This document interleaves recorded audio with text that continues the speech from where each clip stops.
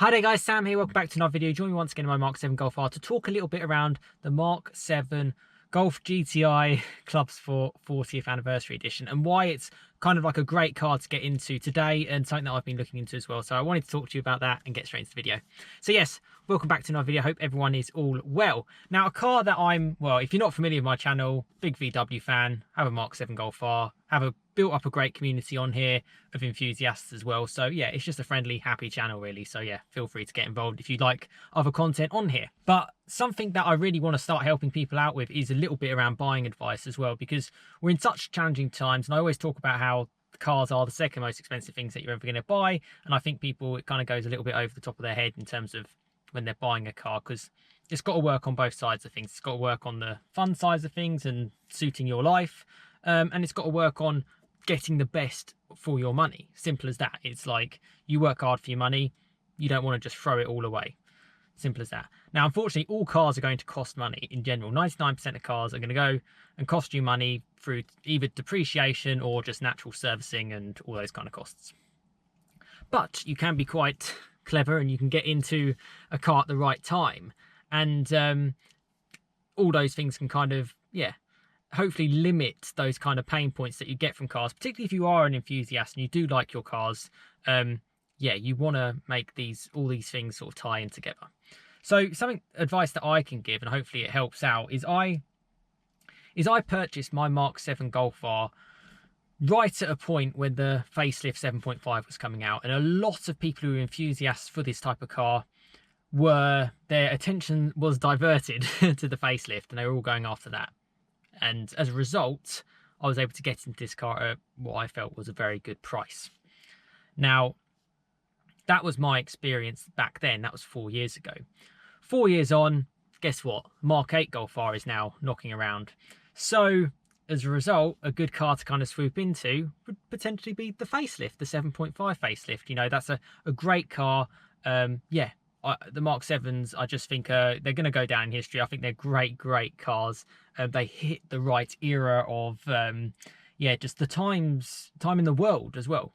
You know, they weren't getting hampered by emissions and all these kind of regulations. Okay, they kind of got hit towards the end of their life. But throughout it, from when it started in 2014 through to most up till 2020, it sort of hit the nail on the head. They had less constraints as well. You know, VW were able to make this car before, Dieselgate sort of took an impact on them. And I like it and I love it for that. Now, a car that I'm going to talk about is the GTI 40th Clubsport Anniversary Edition. A car I love. Every single time I see this car, I go, I want one of those. And I did want one of those. And I was looking for one of those cars. And what stopped me getting that car was, well, it was, at the time, it was around, I think it was around anywhere from £8,000 to £10,000 more than I paid for this car. Now that's the same age and the same type of miles. It was that much more, which is obviously a lot because fundamentally the 40th anniversary has less power than this car. It's technically listed, I think it was listed around the same sort of money, but VW sort of positioned it to be a slightly lesser car. And that's what stopped me getting it. I think the styling looks great. If you get it in 3-door, it's identical to that fantastic Clubsport S with the back seats out. It has the wing back seats as well, or it has these ones.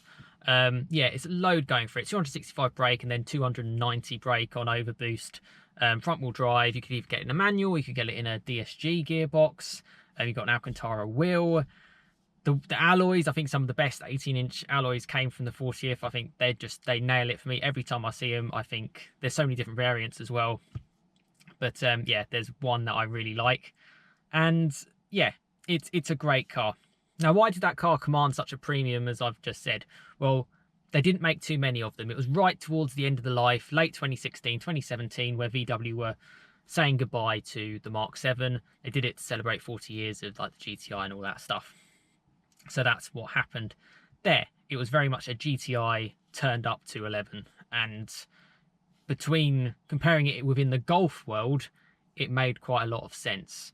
Potentially comparing it to stuff like the Civic Type R, which was a lot more powerful, cheaper, and a whole heap of fun. Might not be the best thing, but in its own little world, it's a great car.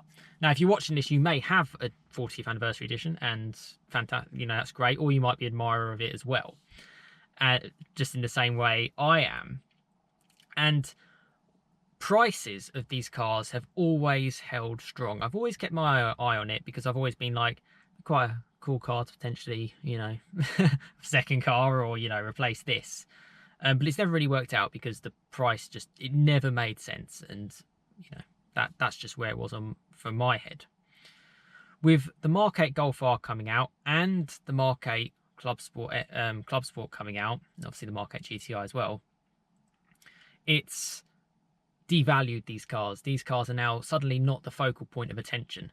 And if you want to make the right move, you've got to do it at a time when no one else is looking. That's my advice. That's what I did with this car. Not many people are looking at it. Dealers need to sell cars. People need to sell cars. They can't be waiting around for months and years on end. They have a time when they need to sell a car. And so they're going to sell it at whatever they can get for it. So I've seen some GTI 40th anniversary. I'm not too sure if it's still up for sale, but I'll put some screenshots on. For £19,000 was for one. It looked quite a clean example, one owner. It done about 50,000 miles, but that was one of the cheapest ones I've seen, particularly in white, 5-door, had DSG gearbox as well. So it's all pretty cool. I checked around and there's a few others sort of hovering around the low 20s, and that's quite good value, particularly when you compare it from what else you can kind of get for that kind of money. I mean, you look at the Focus RS, which in the UK holds its value extremely well as well.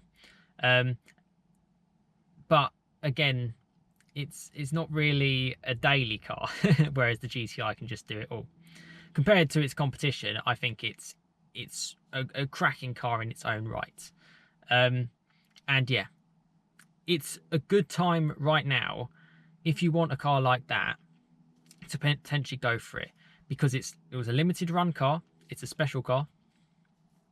Although it will go down in money, no doubt, you know, cars will depreciate.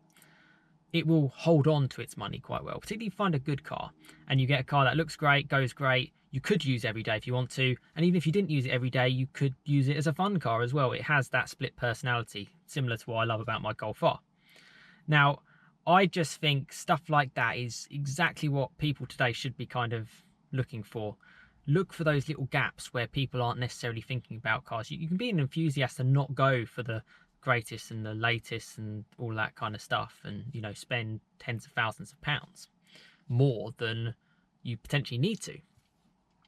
So, yeah, I've spoken to owners before who have that car, and I am massively jealous, and I'd love to have a go in one at one point if I have a fantastic subscriber who can help me out. But I wanted to say that, and I wanted to bring it to the channel simply just to help you out, just to maybe open your eyes a little bit more. Someone actually, funny enough, mentioned it, and thank you to that subscriber who mentioned it as well, as I was kind of thinking about it. And they said, oh, have you noticed that these cars are doing all right? They're sort of holding their value. And I was sort of like, oh, okay. I actually saw one which had lost a bit of value, but they hold their money, if that makes sense. Once people start noticing things again, they're like, they stick. And that's good, because if you're only going to have a car for a year, or you're going to only have it for a certain amount of time to where, you know, the long game is you're eventually going to get out of the car, you want to be getting out with plenty of money left in your back pocket. And a car like that, I just, you know, if I see it when I see them on the road, it makes me think, you know, if you've got into that at the right point, you're laughing. You really, really are, particularly in this day and age. And yeah, it's just something I wanted to mention as a little bit of help, a little bit of buying advice. You know, hopefully you do half value my opinion if you're watching this, and you're obviously interested in the type of cars that I talk about.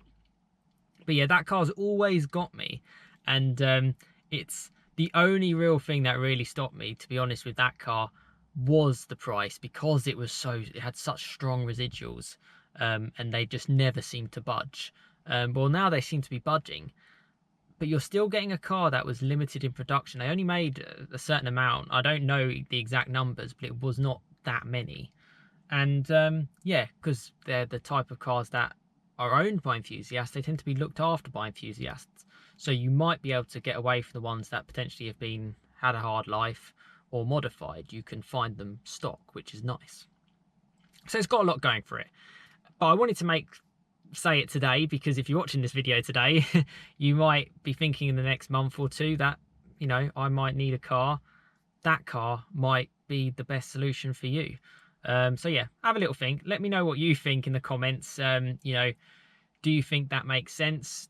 Are you still the type of person who sort of says, oh, I want to go for the latest, I'll go for the Mark 8 Club Sport, or I'll go for a Mark 8 GTI, or whatever? Or do you see kind of where I'm coming from on this one? I appreciate for some people, particularly if you're getting a car on finance, which a lot of people do, if you're getting a second-hand car, your interest rates tend to be higher than they are if you get a new car. But frankly, that is massively outweighed by the fact that your car is not going to depreciate and, yeah, potentially hurt you financially.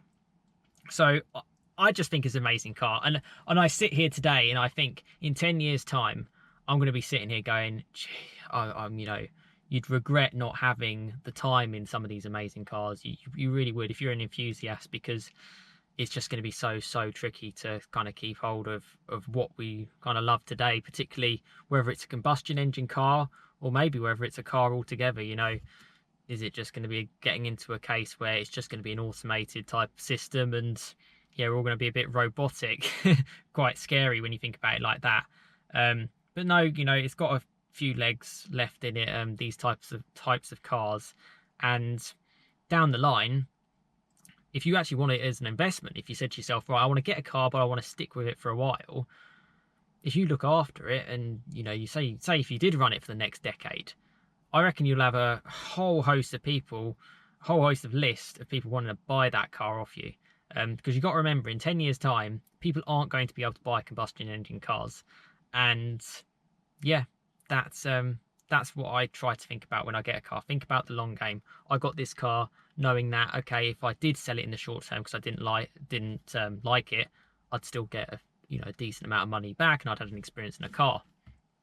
But I also said to myself, well, Sam, if you did want to keep it for a very long time and just forget about buying and selling a car and just stick with one and just enjoy it and enjoy what you love, will it work in your life? And it does work in my life. So, you know, think about the end game. And yeah, I think the GTI 40th is one of those cars which just works, because they just work. These Golfs just work. They don't break. They're really solid. If you look after it, it will look after you for sure. But listen, thank you so much for watching. Let me know what you think about it. Would you go for one over a Club Sport Mark 8?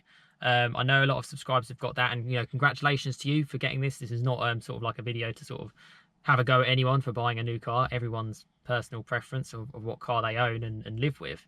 But it's a nice alternative to think about, and something that maybe not everyone is thinking about at this time. But listen, thank you so much for watching. Please like, share, subscribe. Check out other content that I've done on this channel. Really been enjoying it. You know, I hope you've all been enjoying it too. And yeah, be a part of the community. I do try to get people involved. I'll do sort of like posts and polls, and I'll try and do them integrate them into videos. So it's very much a community channel. A lot of technically minded people as well, and just good, honest, nice people on the channel. And yeah, it's just, I'm really happy the way it's kind of developing. And yeah, if you like the sound of what I'm sort of talking about, then yeah, please get involved and enjoy the content.